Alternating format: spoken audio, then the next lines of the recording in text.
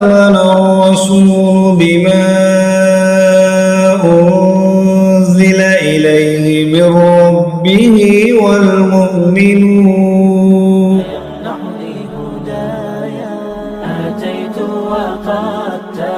السلام عليكم ورحمة الله وبركاته.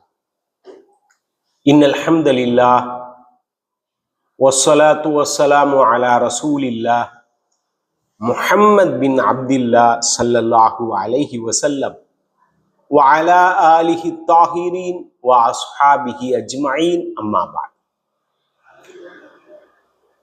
புனிதமிகு ரமதானுடைய மாதத்தில் நோன்பு நோற்றவர்களாக இரவு காலங்களில் நின்று வணங்கியவர்களாக இந்த சஹர் நேரத்தில் இறைவனுடைய அவனுடைய தூதர் முஹம்மது ஸல்லல்லாஹு அலைஹி வஸல்லம் அவர்களுடைய கட்டளைக்கிணங்க சஹர் உணவை அருந்தி கொண்டிருக்கும் இஸ்லாமிய பெருமக்களே, உங்கள் அனைவர் மீதும் அந்த ஏக இறைவனுடைய சாந்தியும் சமாதானமும் வற்றா பெருங்கருணையும் என்றென்றும் நிலவட்டும் என்ற பிரார்த்தனையோடு, ரமதான் திங்கள் ஆரம்பித்ததிலிருந்து நாம் ஒரு மனிதனுக்கு மன அழுத்தங்கள் மன சிக்கல்கள் ஏன் ஏற்படுகிறது, அவைகளிலிருந்து எப்படி விடுபடுவது என்பது குறித்து பேசி வருகிறோம். அதில மனிதனுக்கு ஏற்படுகிற பாதிப்புகளினால் அவன் மனச்சிதைவு நோய்க்கு உள்ளாகிறான் என்றும், பாதிப்புகள் பல வகைப்படும் என்றும் ஒவ்வொரு பாதிப்பாக பார்த்து வந்தோம். அதே சமயம் அந்த பாதிப்புகளின் போது நாம் எப்படி நடந்து கொள்ள வேண்டும் என்பது குறித்தும் அறிந்து வைத்திருக்கிறோம். இரண்டாவது தொகுப்பாக அவனுள் ஏற்படுகிற எண்ண அலைகள் அவைகள் செயல்பாடுகளாக மாற்றம் பெறும் பொழுது அது அவனுக்கும் அந்த சமூகத்திற்கும் இடையிலே பல்வேறு பிரச்சனைகளை உண்டு பண்ணி விடுகிறது என்று நாம் பார்த்து வந்தோம். அதிலே குறிப்பாக முதலாவது நாம் மனிதர்களுக்கு இருக்கக்கூடிய மாபெரும் மனப்பிதற்றல் மன சிக்கல் வஸ்வாஸ் எனப்படும் மறைப்பெண்ண கோளாறு நோய் என்பது குறித்தும், அதீத சுத்தமும் ஆபத்து, அதே சமயம் சுத்தம் இல்லாமல் நடந்து கொள்வதும் அதுவும் சரியில்லை என்பதை பார்த்து வைத்திருக்கிறோம். இன்று அதன் தொடர்ச்சியாக இன்னும் ஒரு முக்கியமான மனவியாதிகளுக்கான காரணங்களில் ஒன்றான ஒரு எண்ணமான பொறாமையை பற்றி அறிந்து அதை நம்மிடத்திலே வராமல் இருப்பதற்குரிய வழிவகைகளை தேடவிருக்கிறோம். முதலாவதாக, பொறாமை என்றால் என்ன? பொறாமை என்பதற்கு அடுத்தவர் சற்று தன்னை விட வசதி மேம்பட்டோ அல்லது அழகாகவோ அல்லது எப்படியோ தன்னை விட கூடுதலாக இருப்பவர்களை பார்த்து பொறாமைப்படுதல் என்றும், அவனுக்கு அது எப்படி கொடுக்க போயிற்று என்று கேள்வி கேட்பதற்கு சமம் என்று அல்லாஹ் சொல்கிறான். இதே கருத்தை தான் நபி ஸல்லல்லாஹு அலைஹி வஸல்லம் அவர்கள் சொல்வார்கள். அல் ஹசத், பொறாமை என்றால் என்ன என்று ஒருவர் கேட்கும் பொழுது, அன் தக்ஃபுர அலா நிஅமில்லாஹி அலா கைரிக், பிறருக்கு அல்லாஹ் வழங்கிய அந்த மேம்பட்ட வாழ்க்கையை பார்த்து நீ அவனுக்கு எப்படி கொடுக்க போயிற்று என்று கேட்பதற்கு சமம் என அல்லாஹ்வுடைய ரசூல் சொல்வார்கள். ஆகவே இது ஒரு மோசமான அபத்தமான குணம். இந்த குணத்திலிருந்து நாம் முழுமையாக வெளியேறிட வேண்டும். ஏனெனில் இது அல்லாஹ்வோடு சண்டைக்கு நிற்பதற்கு சமமான குற்றம் என்பதை கருத்தில் கொள்ளுங்கள்.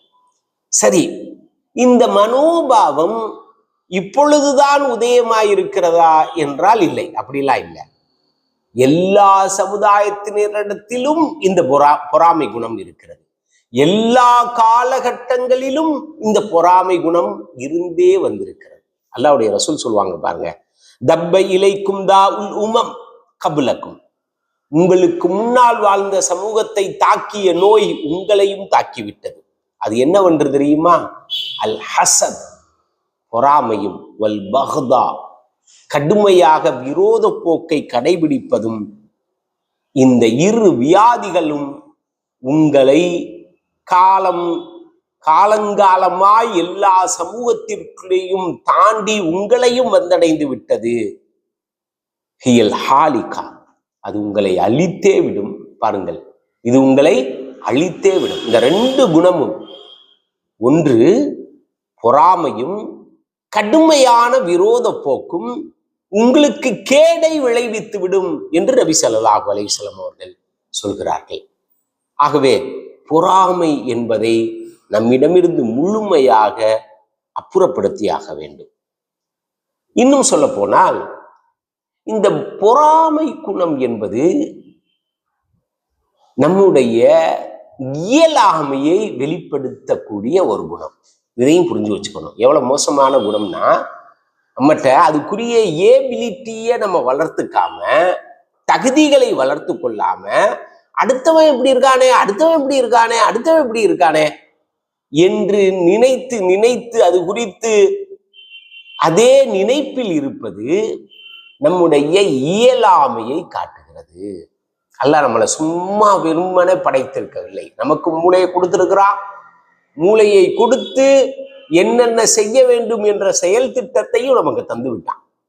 ஆகவே அடுத்து நம்ம என்ன செய்யணுங்கிறதுக்கு போகணுமே தவிர நம்முடைய இயலாமையை வெளிப்படுத்தி கொண்டே இருக்கக்கூடாது. வலா தாஜஸ், அல்லாஹ்வுடைய ரசூல் சொல்லுவாங்க, நீ உன்னுடைய இயலாமையை காட்டிக்கொண்டே இருக்காத. இது இயலாமை, இது ஒருவனுடைய இயலாமையை காட்டி விடுகிறது. அதனால இந்த இயலாமை தனத்திலிருந்தும் வெளியேறிட வேண்டும். அல்லாஹ்வுடைய ரசூல் பிரார்த்தனை செய்வாங்க, அல்லாஹும்ம இன்னி அஊது பிக்க மினல் அஜ்ஸி வல் கஸல். யா அல்லாஹ், உன்னிடத்திலே இயலாமையிலிருந்தும் சோம்பேறித்தனத்திலிருந்தும் நான் பாதுகாப்பு தேடுகிறேன். இந்த பொறாமைப்படுகிறவர்களிடத்துல அடுத்து என்ன சேர்ந்து தெரியுமா? சோம்பேறித்தனமும் ஒன்று கூடிவிடும்.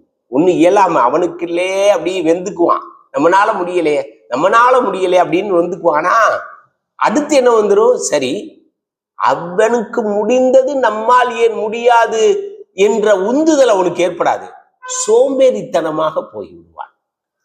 ஆகவே இந்த பொறாமையினால் ஏற்படக்கூடிய விளைவுகளை பாருங்கள். இது அப்படியே பரவி பரவி பரவி பரவி பரவி அவனுக்கு மனவியாதிகளை உண்டு பண்ணிவிடும். சரி, இந்த பொறாமையிலிருந்து விடுபடுவதற்குரிய வழிகள் என்ன? அல்லாஹ்வுடைய ரசூல் மிக அழகாக ஒன்றை கற்றுத் தருவார்கள். எப்பொழுதுமே செல்வம், பதவி, அந்தஸ்து ஆகியவற்றில் நம்மை விட உயர் நிலையில் இருப்பவர்களை பொருட்டாகவே நாம் நினைக்கக்கூடாது. அவங்கள கொஞ்சம் கூட சட்டம் பண்ணக்கூடாது. நம்ம என்ன செய்யணும்? நம்ம எப்படி முன்னேறணும்? அதற்கான வழிமுறைகள் என்ன என்பதை தேடிக்கொண்டே இருக்க வேண்டும்.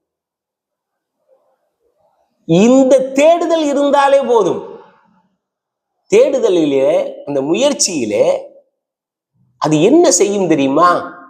முயற்சி கைகூடவில்லை என்றாலும் நமக்கு நல்ல அனுபவங்களை கற்றுத்தந்துவிடும். அது ஒரு காலத்தில் நமக்கு பயனில்லை என்றாலும் பிரிதொரு காலத்தில் மாபெரும் பலனை தந்துவிடும். முயற்சி செய்யுங்கள்.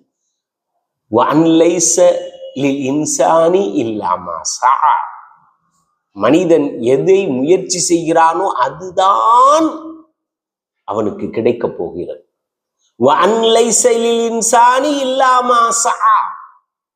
அவன் என்ன முயற்சி செய்கிறானோ அதுதான் அவனுக்கு கிடைக்க போகிறது. உங்களுடைய முயற்சிகள் எப்படி அமைந்தது என்பதை குறித்து கண்காணிக்கப்பட்டு கொண்டே இருக்கிறது என்று அல்லாஹ் சொல்வான். இதை உத்திரவாதமாக எடுத்துக்கொள்ளுங்கள். அதே சமயம் உங்களுக்கு கீழே இருக்கக்கூடிய ஆயிரம் நபர்களை பாருங்கள், அந்த மக்களை பாருங்கள், எப்படி கஷ்டப்படுகிறார்கள். அவர்களை விட நம்மை அல்லாஹ் மேம்படுத்தி வைத்திருக்கிறானே என்ற நிலைக்கு உங்களுடைய மனதை பக்குவப்படுத்திக் கொள்ளுங்கள். அப்பொழுதுதான் பொறாமை என்ற மாபெரும் கொடிய விலங்கிடமிருந்து நாம் தப்பிக்க முடியும். அது ஒரு விலங்கு. அந்த விலங்கு வந்து விடுமானால், நம்முடைய உடம்பை ஆட்கொண்டு விடுமானால், அது இயலாமையை உண்டு பண்ணிவிடும், அதே சமயம் சோம்பேறித்தனத்தை உருவாக்கிவிடும் என்பதை கவனத்தில் கொள்ளுங்கள். இன்னொரு முக்கியமான விஷயத்தையும் சொல்லியாக வேண்டும். இந்த பொறாமையினால் ஏற்படக்கூடிய இன்னொரு முக்கியமான ஒரு விஷயம் என்னவெனில், பொறாமை இல்லாமல் யாரும் இல்லை, எல்லோரிடத்திலும் இருக்கிறது. அந்த பொறாமையை நீங்கள் நல்ல வழிகளுக்கு பயன்படுத்துங்கள். இதுதான் முக்கியம். என்னது அது? அல்லாஹ்வுடைய ரசூல் முஹம்மது ஸல்லல்லாஹு அலைஹி வஸல்லம் அவர்கள் சொல்வார்கள், நீங்கள் 2 விஷயங்களில் தவிர யாரிடமும் நீங்கள் உங்களுடைய பொறாமை குணத்தை வெளிப்படுத்தி விடாதீர்கள், பொறாமையாக நடந்து கொள்ளாதீர்கள். என்னது அது? ஒருவன் அல் குர்ஆனை கற்று அதன்படி அமல் செய்து பிறருக்கும் கற்றுக் கொடுக்கிறானா, அவனை பார்த்து பொறாமைப்படுங்கள். நானும் அவ்வாறு கற்று அவனை விட மிகச்சிறந்த நிலையிலே மக்களுக்கு கற்றுக் கொடுப்பேன் என்ற அந்த முனைப்புடன் செயல்படுங்கள். தப்பில்லை. இதுக்கு எதுக்கு இத குர்ஆன் ஏன் சொல்றாங்கன்னா, இருப்பதிலேயே மிகச்சிறந்த கல்வி குர்ஆனுடைய கல்வி என்பதனால் மற்ற கல்வியையும் கற்றுக் கொடுத்த நல்லா படிக்கிறானா, அவனை பார்த்து பொறாமைப்பட்டு நீங்களும் படியுங்கள். அடுத்து ஒருவன் தன்னுடைய செல்வத்தை மக்களுடைய துன்பத்தை நீக்குவதற்காக செலவழித்துக் கொண்டிருக்கின்றான் என்றால், அவனை பார்த்து பொறாமைப்பட்டு நீங்களும் அவ்வாறே செய்வதற்கு முனையுங்கள். ஆகவே பொறாமை என்பது மிக மோசமான அபத்தமான எண்ணம்.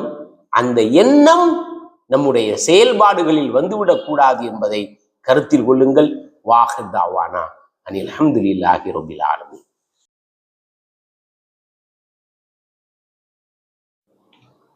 தொடர் 23க்கான கேள்வி. காலங்காலமாய் தொடர்ந்து இருந்து வரும் 2 நோய்கள் யாவை? இந்த நிகழ்ச்சியை உங்களுக்காக வழங்கியவர்கள் பைருஹா multi cuisine family restaurant, Kilakarai.